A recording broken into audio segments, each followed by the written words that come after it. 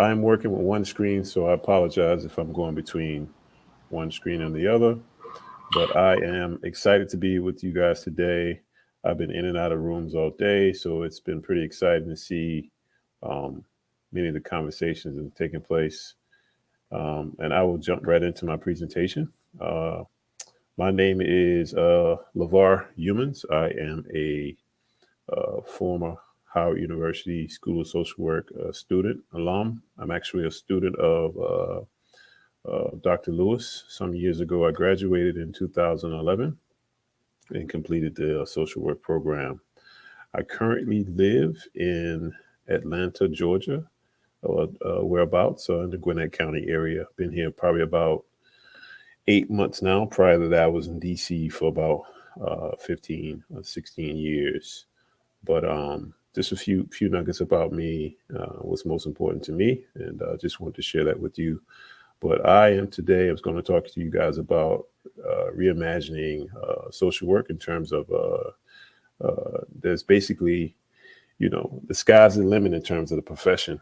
I've had a unique career thus far in the School of Social Work and working with spaces outside of the School of Social Work. So what you see now is just like my professional journey. I just kind of wanted to share it with you guys so you guys can get some context. I started out working, as we say, in the trenches of direct care and at facilities, treatment facilities, residential hospitals. Then decided to go to grad school where my career kind of changed in a way. I did a research tour in the White House. I was a public speaker for a national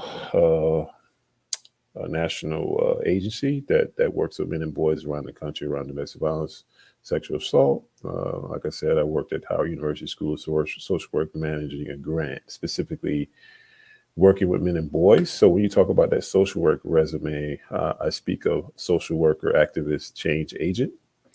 And in parallel, I was also doing my government work. So many of my jobs that I had as a social worker were either contracts or opportunities where I could have, a full-time job. So my day-to-day job for the past 15 years varies in roles. I currently work with Gwinnett County government. My title here is a strategic engagement manager, and I'm tasked with engaging executive leadership and executing on strategic initiatives that the city council and the city manager has to make sure it's executed throughout the departments and senior leadership. One of the priorities on my plate right now is that of managing a performance assessment where we're assessing the performance of about 23 agencies in the county, as well as equity and inclusion assessment that we're doing, which is a hot button topic around the country in terms of companies and agencies really trying to navigate the arena of equity and inclusion. And I'll speak a little bit more about that, but that's what I'm currently doing now. But in the past, I've held roles, most previously in the District of Columbia as a change management officer, working on a project to build a platform for the most vulnerable population in the district to streamline SNAP and TANF services for folks. So basically building a digital platform where folks can access their SNAP benefits, their TANF benefits, Medicaid and Medicare, health insurance, and things of that nature. So folks don't have to wait in line. They can do it from the comfort of their home, from their mobile apps. So building those types of platforms, working with developers in the district to build equitable housing for district residents, from working with DC Water to ensure we address some of the issues associated with the water system in the district, which is what's been an issue for many, many years in some of the most problematic areas in the district.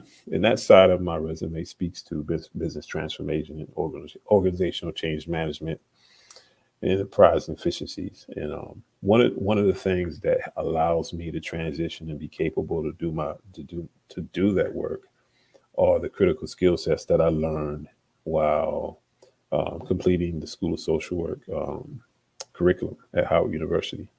It really helped me to understand the most important pieces that will inform many of you as you go out in your career, and that is being able to be a problem solver, being able to communicate, and go from the boardroom to the courtroom to the classroom. And what you see here is a skill set comparison, a social worker versus one of the most recent roles I have, organizational change management, right?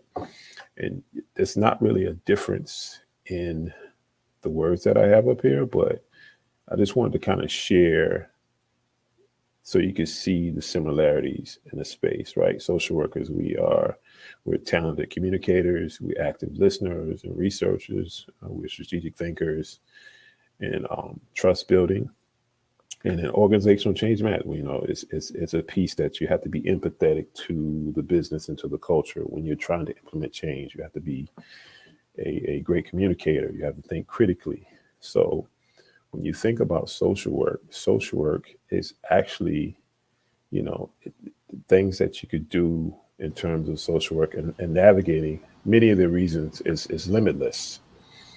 The skill sets that you have and learn as a social worker really helps you and prepare you to transition into many different roles, and from being an advocate to being a change agent. And so I've been able to like really harness my skill sets to kind of move into different arenas and really identify unique ways to facilitate conversation and get things done. And that's one of the big things that I've been able to do: solve problems and move initiatives forward. And it's an interesting piece because if you look at the transition in the work environment based on COVID, um, there's this move from technical skills to soft skills, and social workers really master the arena of soft skills, right? And Lavar, can you hear me? yeah, Is your screen supposed to be changing? I don't mean to interrupt you. We still only see the first slide. Is it changing with you as you speak? Because we're yes, it only is. seeing the first one. That's changing. Okay, so this, what is it? Right next to the open book. Hit that for me. Tap that for me at the bottom. That screen all the way at the bottom. Yeah, because see, it's not changing for us. Okay, now I see your professional Okay. journey. Can you do me a favor? Can you tap all the way down at the bottom? You see where it says notes and then that. Okay, tap that for me. Perfect. And let's see if it'll go large. No. It didn't go any larger. Okay, Yeah. that's okay. Because now I Great. see skill comparison. Okay, perfect. Because that Let me. was a question in the chat. We wanted to make sure we were following along with you. Sorry Okay, about that. perfect. Thank you. Perfect. Okay, we're on skills comparison. Thank you so much.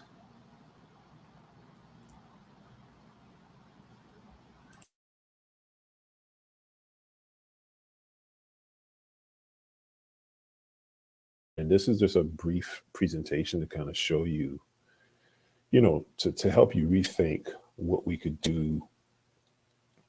Basically, is limitless. What you find now, you see industries encroaching upon many of the things that we should be thinking about doing, and that's building applications, that's building platforms, that's facilitating conversations within organizations to address problematic issues, which are people issues, right?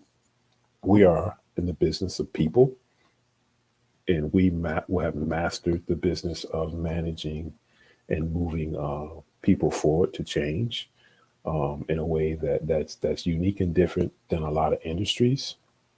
And what I find, and what you can find, you could just do an environmental look, and you could see it how folks are really taking advantage of AI and digital platforms to build spaces to address issues, right? So I'll kind of just talk through and continue to kind of play with the presentation and see if I can show you guys. But you know, in a general sense, the message centered around really driving home that social workers have the absolute you know opportunity to basically set their professional track anywhere they want to go, because they carry the skill sets that are vital to where we're at in our culture. Right now, we've moved from an industrial stage to a stage where communication and a lot of the soft skills that are needed now more than ever before at corporations and at government settings. The ability to communicate is at the absolute critical space, and it's one of the key things that has allowed me to do what I do in my current role. As I stated earlier, I have to go between county council members, to department heads, to town administrators, to really understand what their needs are. And I could not do that if I did not have my social work skills. And one of my professional goals is to someday be a town and city administrator, and I'm really on the track to accomplish that pretty soon. But I wanted to share with you guys to really think about, when you think about social work, you want to think about the problems you can solve. Any problem you can solve from a social work perspective could be something that is vital to our communities. There's a book called Bold, and it said basically, if you can solve a problem for 1 billion people, that's a space where revenue follows you. Right? That's where you can always be gainfully employed. And looking at solving some of those problems, you have folks building platforms that have no social work background. You have an industry that's called human-centered design, where folks that do not have a social work skill set, they have an MBA skill set, which is great. But I believe social workers have the proper skill set to really lead some of these conversations, right? Some of these soft skills conversations, and the technical pieces that require you to get these things done. You don't really have to master.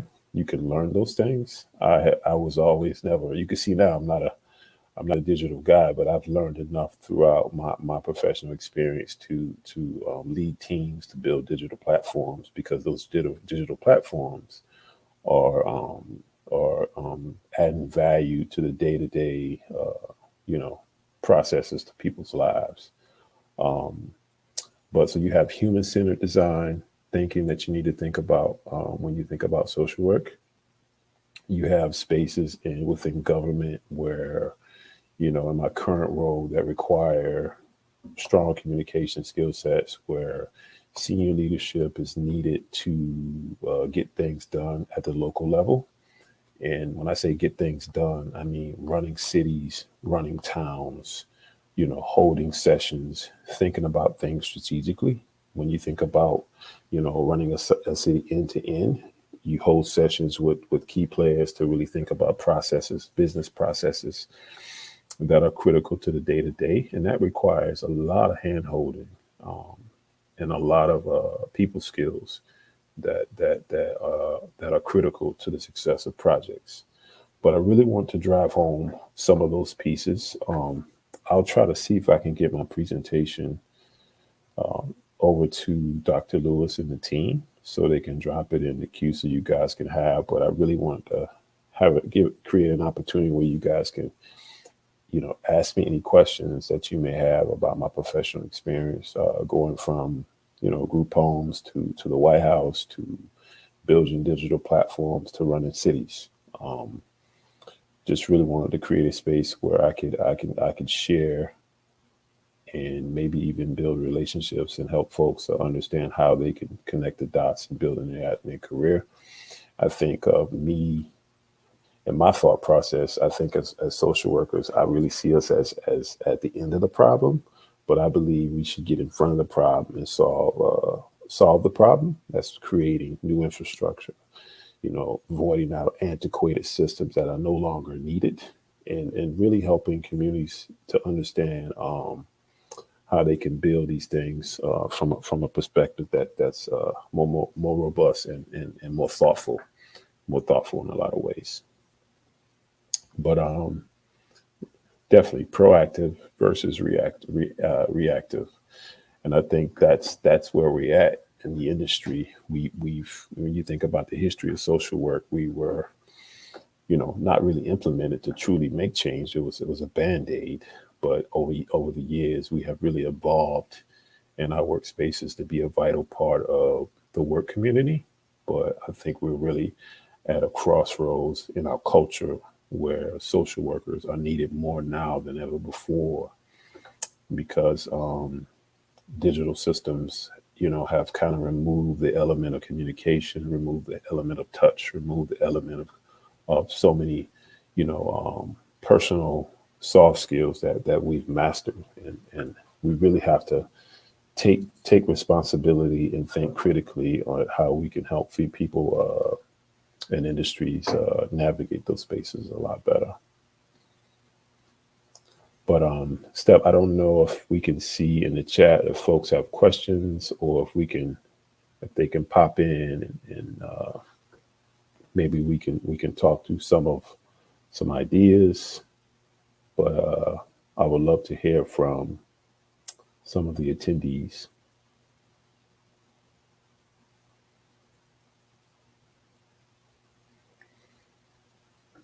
And I'll talk more about besides the performance assessment, what I'm doing with the county. I'm also doing a equity and inclusion assessment, which requires me writing an RFP to identify a vendor to come in and advise the county on how they could be more equitable, right?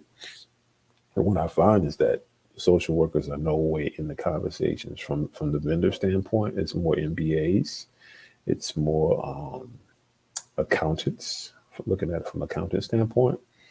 But I'm always inserting the social work perspective in everything that I do, without making folks feel too uncomfortable with having touchy feely conversations. But at the end of the day, when we talk about equity and inclusion, we look at it in a lot of different ways. So I always want to make it known that equity and inclusion is about making things around transportation equitable, and housing equitable, how we hire and how we attract talent equitable, how we look at race and culture, and around equitability and inclusion. So really having that in my wheelhouse to draft a RFP to attract a vendor that is gonna think more critically, that's gonna render us a quality product to really help shape policy. That's gonna shape policy for years to come, because when we talk about equity and inclusion, it's going to be the baseline for so many conversations that the county is going to have over the next 5, 10, 15, 20 years. Um, um, so that's another big piece that I'm currently working on here in the county. I don't know if any of you guys are working on anything in that area. One of the questions from Ms. Madeline says in her work, there's a lot of pushback from people that have been in their role forever and don't want to see updated software and processes. How do you handle that pushback? That's a good question. That's most of what I deal with on a daily basis is pushback. I start off my day with 7 a.m. getting emails about pushback in council meetings. But as a social worker, I've been able to identify those key individuals on each projects that help me move projects forward, right? So if I have 10 people on the project, and if I can identify 8 to help me move it forward, and I can find the commonality that they each share, that those 2 other folks, I basically build a more intimate relationship with them to kind of really understand what their needs are. And that's where I lean into my social work skills, and in a sense have counseling sessions to really understand what it is that, that they have a hang up with. Um, Currently, I give you an example. We're working on, well, I'll give you an example. In the past, we were building a digital platform to go from paper, right, to a digital platform. And there was major resistance to go from paper to digital. So really, really helping folks to understand and see the benefits, the pros and cons, but also helping folks to understand you're not going to lose your job. You're actually going to have more work to do.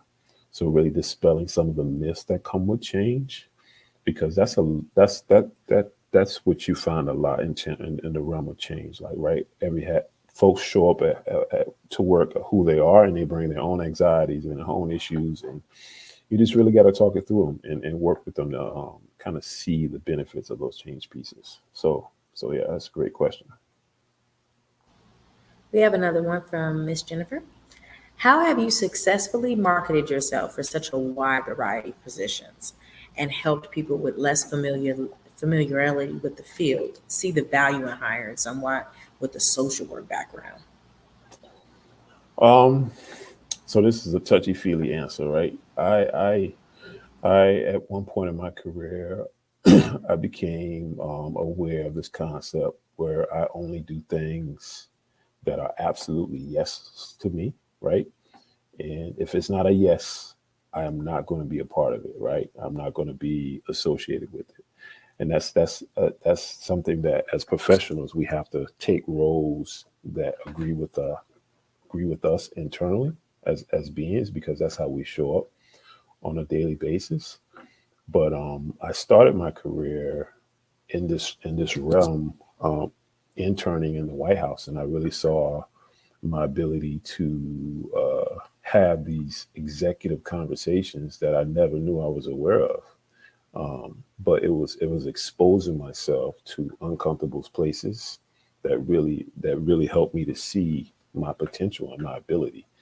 I also looked for mentors like Dr. Lewis and some of my other college professors that really pushed me to really tap into some of the things that they saw in me as well. But always reading every position that I take, I have a rule of law. I read 4 books that are specific for that role that's going to help me prepare and help me look at some cutting edge things that I need to think about, and also to help me think about some things that are traditionally in the realm to help me prepare for that role. There's really no great answer to my role to my career other than, I've been extremely blessed.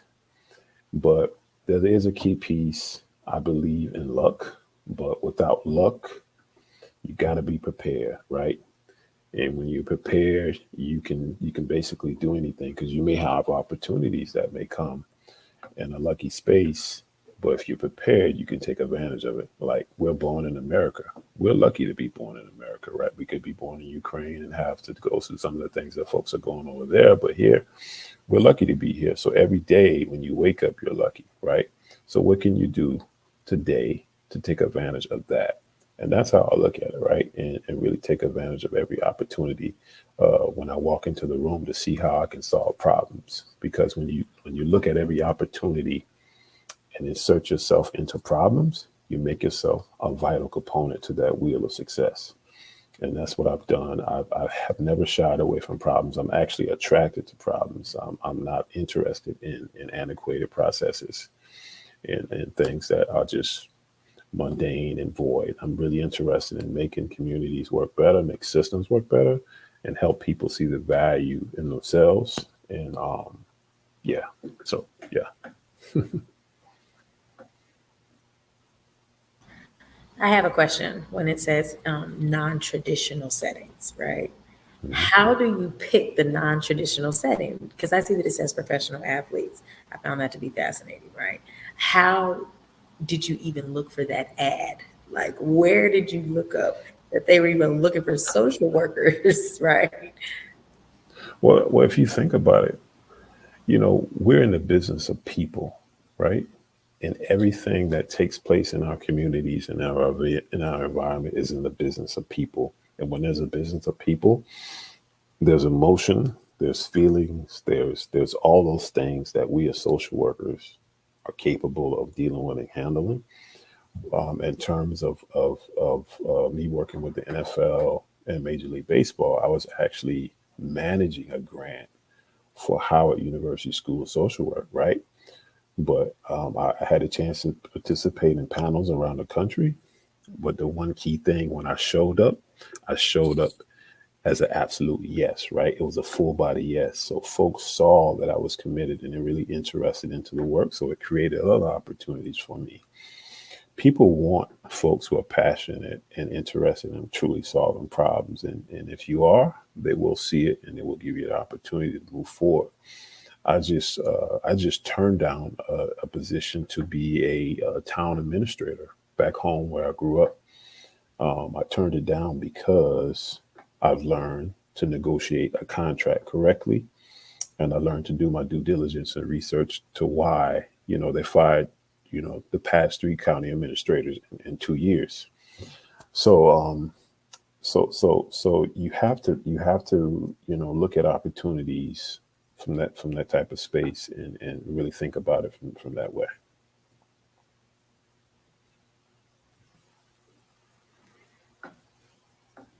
Trying to think what else I had on my presentation. Oh, um, so I really want you guys to think about human centered design, right? I know some of you probably have heard of it, but it's really an interesting industry where MBAs are leading the conversation around, solving problems, but solving problems from the space of actually listening to people, which is social work, right? There's another space of, like I said, building platforms. I serve on a board called CivWorks, and it basically is a digital platform to leverage the playing field around social advocacy. Right? It's not a pay for play platform. It's not a platform that benefits from ads. It's a platform where like-minded people can go and share their thoughts, share their campaigns, share the things that they're most passionate about, and you don't have to worry about being compromised by ads. But that platform was developed by a gentleman by the name of George Pilsner. He was actually a Oracle executive who resigned when Trump came into office, and Trump asked him to build a data platform to track illegal immigrants. And George basically, I think you probably could look it up. He put his resignation on LinkedIn and sent it to the Washington Post that he's not going to build a digital platform to track immigrants. But what he is going to do, he's going to build a platform to replace Facebook that's not compromised by ads and things of that nature. So he's doing great work. I think he's moved out of the country to raise funds to get the project done. But the organization, the digital platform is called SipWorks, and I can see if I can drop that link in the chat here.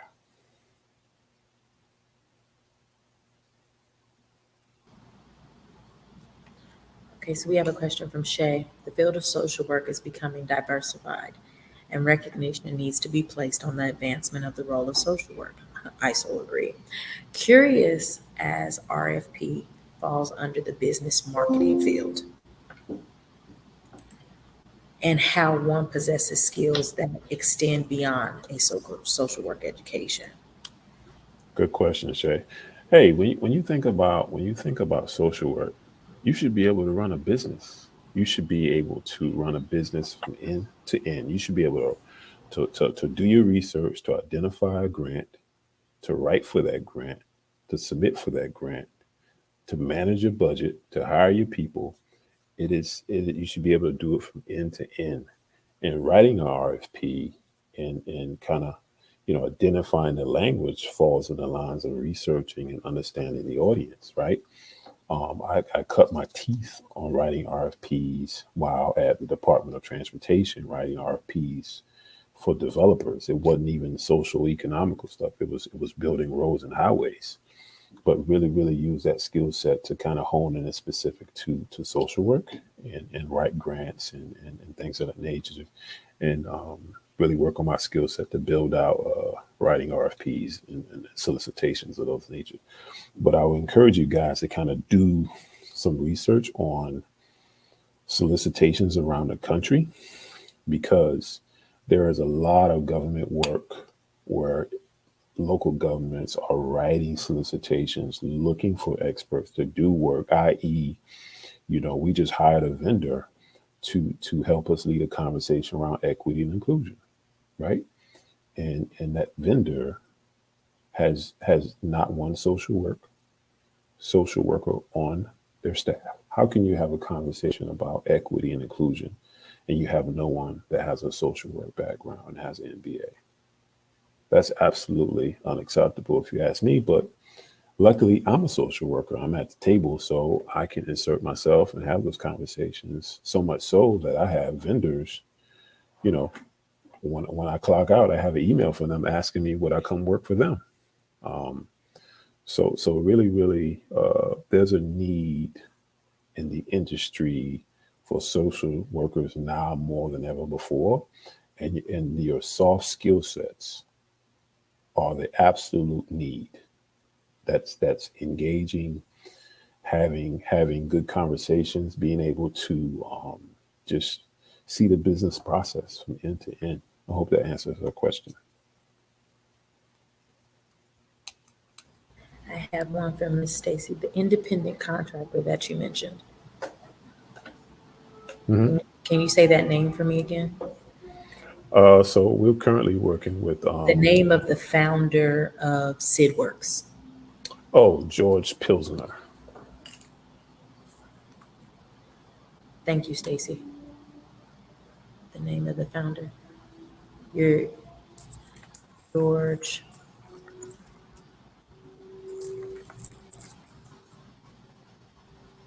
You know I'm Googling it.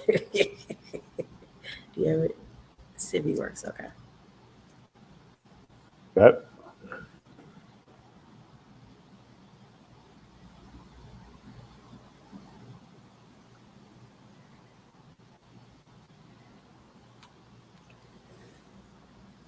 any more questions?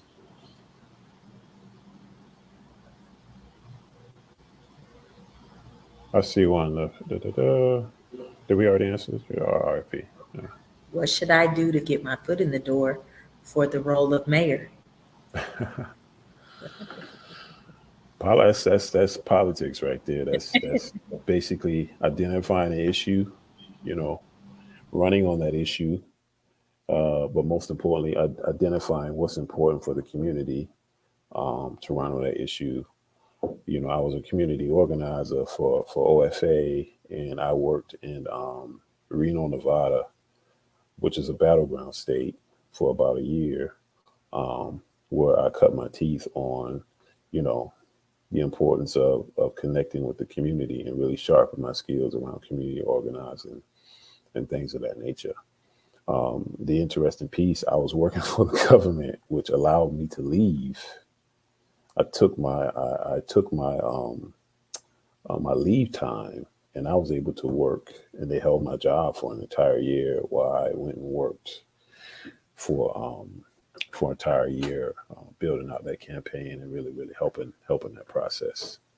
But if you have political aspirations, the most important piece is boots on the ground, understanding what the community needs, introducing yourself to the community, and maintaining that type of intimate approach throughout your success when you go into office and when you leave. And that's a vital piece to it.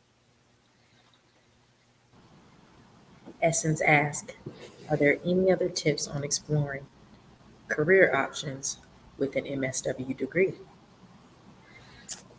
Um, I had so outside of the human centered design piece, um, there's always traditional roles held as department heads. Like I told you before, the aspiration that I have to be a city or town manager, which is basically managing people, managing the organization. So anything that requires the skill set to manage people, you can really do. I mean, social work is the foundation to any and all things because we're in the business of people, and businesses are not in play unless they engage and work with people. So you find businesses today struggle with connecting with people. So you have to look creatively, and sometimes, at spaces that may not have a social worker, and insert yourself to say, hey, I have identified a problem, and here's how I solve the problem. But you're solving it from a social work perspective, but they don't quite know it's a social work perspective, but you have a keen eye and ability to see it from a social work perspective. And that's seeing it from an end to end, a people centered approach. But it's the sky is really the limit. There's nothing we cannot do. There's nothing we should not be involved in, from hospitals to corporations to the political realm to the sports arena. You have a space where, professional athletes are now needing counselors now more than ever before, right? I played a sport in college, and oftentimes, we have an opportunity to accelerate, and we often miss the boat in developing in certain ways emotionally. And there's a need now for emotional development in so many young men at professional levels. It's really severe. So that's an arena that you can think about, but really looking at opportunities to kind of build that out. I have a colleague. She is she's a sex therapist, and she's found her niche in that market. Right? She talks about sex all day, which I think is pretty unique and different. But she talks about it from a social work standpoint. She talks about it from a healthy standpoint. Um, and if there's a problem, social workers are there to fix it. It's just that simple.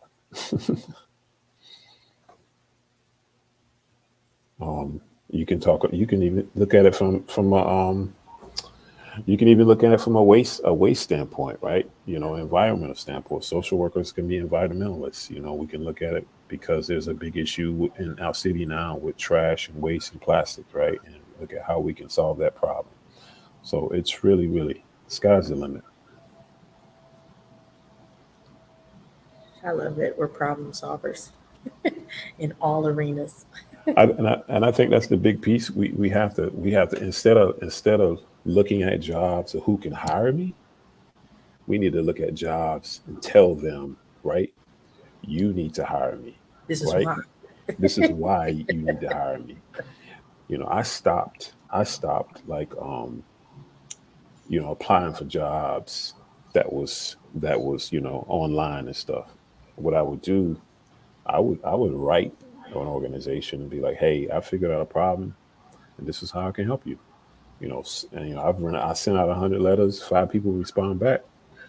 That's 5 contracts, right? That's one contract. But That's an awesome approach. you just look to solve problems. That's what we're designed to do, solve problems. But we've mostly looked at it from solving. We're not even solving the problem. We're solving a symptom of a problem in a traditional approach. But if we look at solving the actual problem, and that's systemic racism, that's sexism, that's classism, that's really look at it from a broader standpoint. I think social workers can make an even more impactful approach on the world as a whole. Um, yeah. Jennifer asked, where did you learn how to negotiate contracts? So that's a good question. Um, One of the things that I also mastered is listening and not talking. So I had a chance to be in the room with executives and really listen to lawyers negotiate contracts, listen to the legal jargon. Um, if things that I did not know, I would go home and read it, research it, and understand it, and look it up for myself. Social workers be lawyers too, but it's the negotiation piece is the communication piece and understanding what that audience or what that person may value in that conversation. Um, but I learned it at the sitting at the feet of leadership in positions that I've held, and You see the and, love. and asking questions.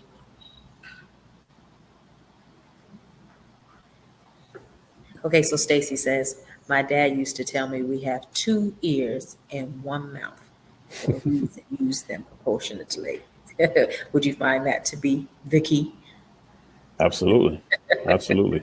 So You Stacy, know, that is correct. that's absolutely correct. We do more listening than talking. If you listen and read more, you can definitely see the silver lining in solving issues for companies and organizations. I have a question for you, LeVar. How'd you get in the room? How'd you get in How, the room? Right? We're coming out, we have our degrees, we're excited. How did you get into the room? I think we should be on all platforms. Yes, I love social workers, super biased. How did you get to that table? How did you get there? Like, how did you even get an invite? I think it's a mindset, man. It's a Okay. mindset change. It's like a commitment to like look at yourself differently in the world and what you bring to the world versus um, looking at what you can get from the world, kind of reverse that and say, hey, I have something to bring. When you come out of the MSW program, wherever you come from, you're coming equipped to change the world. And you really just need to look at your the space in a way like, how can I solve problems? Like, what problems can I solve? And you have a conversation that's taking place around artificial intelligence. Like, people are building computers, building robots to provide counseling to people, but there's no social workers there in the conversation. There's a book called Bold, Bold. It Who's that talks by? about, Put it in the chat. um, it is Carla. by uh, it is by Stephen Carter. I'll put it in the chat box. Okay. But he really talks about how there's a shift taking place. And this book is actually kind of, I think he read it in 2015, no, 10, 14. A lot of what he's talking about is taking place right now. So he's been spot on. And a lot of the other things looks like it's going to take place in 2000, you know, 30, like the decentralization of financial spaces where people can be more equitable in how they spend their monies, right? And that's DeFi, that's cryptocurrency. Really having these platforms where people can have these types of conversations and do more with less. I love But Stacey. Says, not a seat at the table. We are the table. I love that, Stacey. absolutely, man. I really think that I guess I had a chip on my shoulder for a good while when I first started my career, because people look at it as social worker as a touchy feely industry, Mhm. and I really didn't see it like that. I really saw it as like, I just was concerned about people in the world, and I wanted to solve problems. When you think about an MBA or things of that nature, they look at it from a business standpoint, from a budgetary standpoint. We look at it from the most important standpoint, and that's the people standpoint. And without people, you can't have businesses. Without people, you can't have organizations. Without people, you cannot have many of these things that's in play. And if you take the time just to kind of pay attention and look at a lot of the things that's taking place right now, a lot of folks are encroaching upon industries that social workers should really be leading, and really talking about as a collective group, right? And that's thinking about building digital platforms. I'm not saying you have to be. I learned early on, I don't have to be an engineer to build a platform. I can hire one, right? But I can have the ideas. I can have the ability to negotiate. I can have the ability to solve the problems and see it end to end to help facilitate the conversation to get to a product that's going to be a viable solution to help communities. I'm working on some personal projects that I hope to retire, that will allow me to step away from government and I can do on my own, that does not require me to work from anyone else in the very near future. That's all centered around solving problems in the world. Nice. Any more questions? I was gonna say, if you had to think of a model, a slogan for us to walk away with, right? What would it? Uh, a What would it? model, a model, a slogan. Um, I learned early on that in society we are taught not to believe in ourselves, Mm, mm, and we have to unthink that, right? Think about a kid when he comes up and tells you, "Dad, I want to be an NBA basketball player." No, there's 2,000 NBA basketball. 2,000 people want to be NBA basketball players. That type of language, right? We are taught not to believe in ourselves. No matter no matter how silly the dream is or thought is, it doesn't matter. I have 3 kids, and they tell me what they want to do all the time, and they say they want to walk to space on a rainbow. I'm like, sure, if you can figure it out, let's get it done. So really, really changing the talk language to yourself, what you tell yourself on a daily basis, and how you see yourself in the world, and the legacy you want to leave behind as a social worker. Because I'm pretty sure you guys didn't go to school in grad school to be a caseworker the rest of your lives, right? Not to say that casework is not good work, because I've been a caseworker. I've worked in the trenches, but I also got to a point where I understand that the systems and the process that were in place and put in place by people outside of the social work realm. They were writing policy from a budget standpoint. They weren't writing policy that centered around us really truly making a change and being a viable space for people that need us. you are awesome. Thank you. Thank you. All hand claps are in the chat. I hope you can see them. Um, Right. Bridget says, being a caseworker for 7 years is why I decided to get my master's, right? So, yes, thank you so much. Well, I thank you wrote guys. it Thank down you guys. in the chat, and I wrote it down. I think it's awesome, and I super appreciate your session. I know we Thank only you. got 1 minute. I don't know how we get kicked out of here, but thank you I'm all so much. I'm sharing my personal email. If Okay. anybody wants to call, talk to me. I'm always happy to teach and learn and talk. And I've had some pretty special people to talk to me, some pretty awesome people to sew into me at a very high level. And I'm always happy to give that back. Thank you so much. And he put it in there. Essence. Did you get it? Thank you. And Thank you. sorry about the presentation, Snafu. No, I think it was perfect. You have all thank yous and an awesome Lego head in there. You got a bonus.